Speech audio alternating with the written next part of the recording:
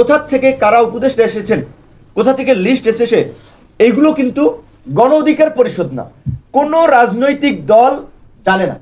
রাজনৈতিক দল না, আপনারা নিউ এজের সম্পাদক জনাব নুরুল কবির সাহেবের সাথে প্রধান উপদেষ্টার ইন্টারভিউ শুনেছেন। তিনি কি বলেছিলেন? তার কাছে একটা তালিকা ধরিয়ে দেওয়া হয়েছে, তিনি যাদেরকে যাদেরকে চীনের একমত হয়েছেন। এই তালিকাটা কোথা থেকে আসলো এটা কিন্তু আমরা কেউ জানি না। তারপরেও দেশ এবং জাতির বৃহত্তর স্বার্থে আমরা সরকারকে সমর্থন দিয়েছিলাম দেশকে সংকট থেকে উত্তরণের জন্য। 6 মাসে সরকারের পারফরমেন্স, তাদের দুর্বলতা এবং অদূরদর্শিতায় দেশে গতি আসে নাই, দেশের সংকট থেকে উত্তরণের কোনো ভালো লক্ষণ আমরা দেখতে পাচ্ছি। গ্রেপ্তার হয়েছে বা হচ্ছে, তারাও বিভিন্নভাবে জামিন পেয়ে যাচ্ছে। সবচেয়ে আশঙ্কাজনক হচ্ছে যে পুলিশের গাড়িতে আক্রমণ করে আসামি ছিনিয়ে নেওয়া হচ্ছে, এবং যেখানে আমরা বলছি যে গণহত্যাকারীদের রাজনীতি নিষিদ্ধ করতে হবে, শেখ হাসিনা সহ বিদেশে পলাতক সকল আওয়ামী দুর্বৃত্ত যারা গণহত্যায় মদত দিয়েছে, গণহত্যার মাস্টারমাইন্ড ছিল, তাদেরকে ফিরিয়ে এনে বিচার করতে হবে।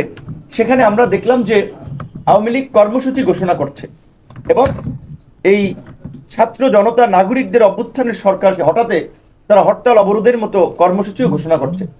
সরকারের দুর্বলতার কারণেই আওয়ামী দুর্বৃত্তরা এই কর্মসূচি ঘোষণা করার দুঃসাহস দেখাচ্ছে।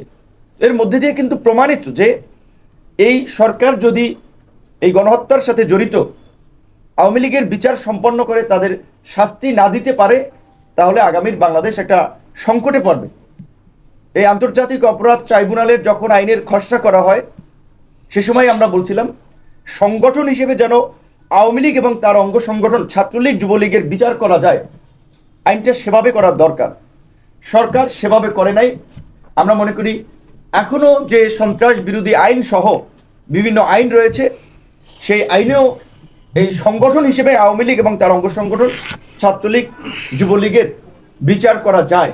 এবং অবশ্যই এই গণ অভ্যুত্থান পৃথিবীর বুকে বাংলাদেশকে নতুন করে চিনিয়ে দিয়েছে। কাজে এই গণ অভ্যুত্থানের ছাত্র নাগরিকদের উপরে হামলা এবং হত্যাযজ্ঞে যারা জড়িত, তাদের একটা দৃষ্টান্তমূলক শাস্তির মাধ্যমে বিশ্বের স্বৈর শাসকদের জন্য একটা দৃষ্টান্ত স্থাপন করতে হবে।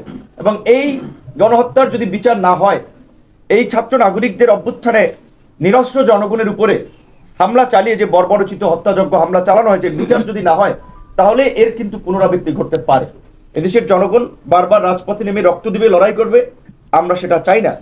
আমাদের সকলের সমর্থিত অন্তর্বর্তীকালীন সরকার, যদি আমাদের সাধারণ সম্পাদক বলেছে কি প্রক্রিয়ায় গঠন করা হয়েছে এই সরকার, কোথা থেকে কারা উপদেষ্টা এসেছেন, কোথা থেকে লিস্ট এসেছে, এইগুলো কিন্তু গণ অধিকার পরিষদ না, কোনো রাজনৈতিক দল জানে না। রাজনৈতিক দল না, আপনারা নিউ এজের সম্পাদক জনাব নুরুল কবির সাহেবের সাথে প্রধান উপদেষ্টার ইন্টারভিউ শুনেছেন। তিনি কি বলেছিলেন? তার কাছে একটা তালিকা ধরিয়ে দেওয়া হয়েছে, তিনি যাদেরকে যাদেরকে চীনের একমত হয়েছেন। এই তালিকাটা কোথা থেকে আসলো এটা কিন্তু আমরা কেউ জানি না।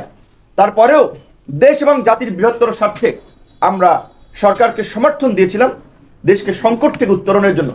6 মাসে সরকারের পারফরমেন্স, তাদের দুর্বলতা এবং অদূরদর্শিতায় দেশে গতি আসে নাই, দেশের সংকট থেকে উত্তরণের কোনো ভালো লক্ষণ আমরা দেখতে পাচ্ছি না। আমরা মনে করি যে বর্তমান এই উপদেষ্টা পরিষদ নিয়ে সরকারের আগামী দিনের চ্যালেঞ্জ মোকাবেলা সম্ভব নয়। উপদেষ্টা পরিষদের পুনর্গঠন প্রয়োজন এবং সরকার যে শুরুতে ভুল করেছে, গণ অভ্যুত্থানের অংশীজন এবং রাজনৈতিক প্রতিনিধিত্ব সরকারে না রেখে, আমরা সরকারকে অনুরোধ করব মেজর পলিটিক্যাল পার্টিগুলোর সাথে আলাপ করে অতি দ্রুত সময়ের মধ্যে এই সরকারের কার্যক্রমকে বেগবান করার জন্য, কাঙ্ক্ষিত লক্ষ্যে পৌঁছানোর জন্য অনতিবিলম্বে উপদেষ্টা পরিষদ পুনর্গঠন করা হোক। এই উপদেষ্টা পরিষদ পুনর্গঠন করে এই গণ অভ্যুত্থানে গণহত্যাকারী রাজনৈতিক দল আওয়ামী লীগকে বিচারের কাঠগড়ায় দাঁড় করিয়ে রাজনৈতিকভাবে নিষিদ্ধ করে, এবং এই গত 1.5 দশকে যারা দেশের টাকা বাইরে পাচার করেছে, দেশের সম্পদ লুট করেছে, লুটপাটের মহোৎসবে জড়িত ছিল, তাদেরকেও বিচার করতে হবে। শুধুমাত্র গণহত্যার সাথে যারা জড়িত ছিল তাদের নয়, এই অর্থনৈতিক দুর্বৃত্ত মাফিয়া যারা বাংলাদেশকে একটা মাফিয়া স্টেটে পরিণত করেছে, বাংলাদেশের সম্পদ দিয়ে Dubai, Singapore, Malaysia, Thailand USA ইউকেতে যারা প্রপার্টি করেছে, এই সমস্ত অর্থনৈতিক দুর্বৃত্তদেরকেও বিচারের মুখোমুখি করতে হবে এবং এই পাচারকৃত অর্থ ফিরিয়ে আনার জন্য উদ্যোগ নিতে হবে।